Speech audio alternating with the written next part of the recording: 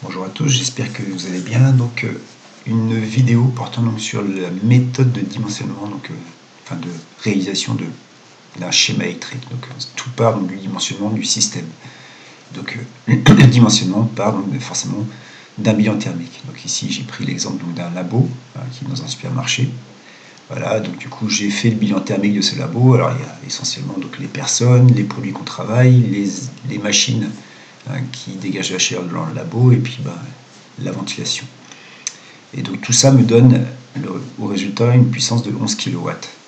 Donc, pour les besoins donc, de mon étude, j'ai considéré que je prenais un groupe de condensation indépendant pour maintenir en température le labo. Et ce groupe, je le faisais fonctionner à 0 plus 50 au R455A. Alors 0 degré parce que je maintiens plus 6 ambiant, et 50 parce que par 32 extérieur, je vais condenser aux alentours de 47-50 degrés. Donc je vais donc pour pouvoir, donc j'ai fait mon bilan, j'ai trouvé 11 kW. Je vais donc pouvoir faire donc mon étude frigorifique. Alors mon étude frigorifique, pour rappel, je viens sur une feuille de papier tracer donc mon schéma fluidique de principe de mon installation simple étage. Je fais apparaître les points de mon cycle. Je trace mon cycle sur un diagramme enthalpique où je trace l'allure sur ma feuille de papier, et avec donc un logiciel, je viens définir les points de mon cycle. Et compte tenu donc des points de mon cycle définis, compte tenu bien entendu de mon régime de fonctionnement, et bien j'arrive à dire que mon compresseur devrait avoir un volume baillié de l'ordre de 17 mètres cubes par heure. Donc du coup, eh bien, je vais pouvoir sélectionner mon groupe de condensation.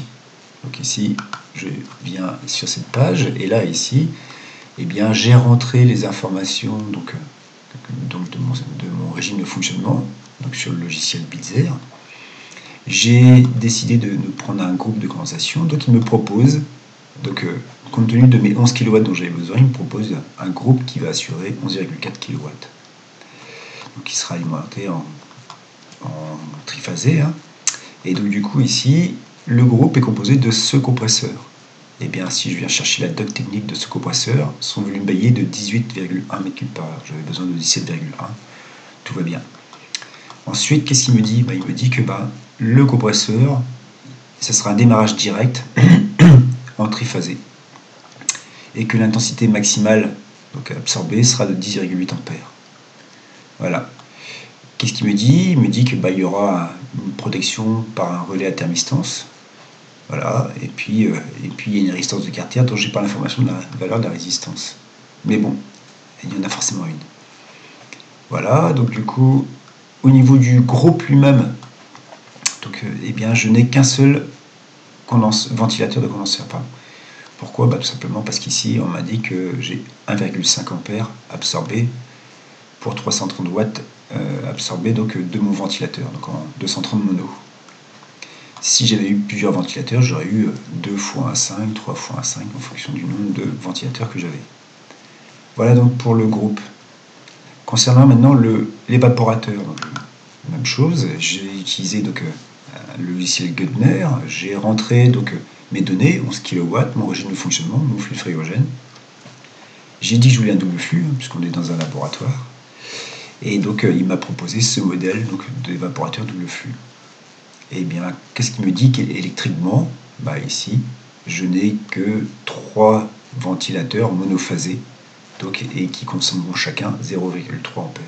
J'ai pas de dégivrage, j'ai rien d'autre.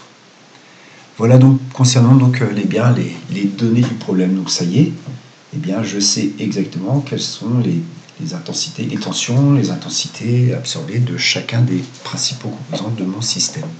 Je vais donc pouvoir faire la conception de mon schéma électrique. Je vous invite à une deuxième vidéo portant sur la conception de ce fameux schéma électrique. A tout de suite.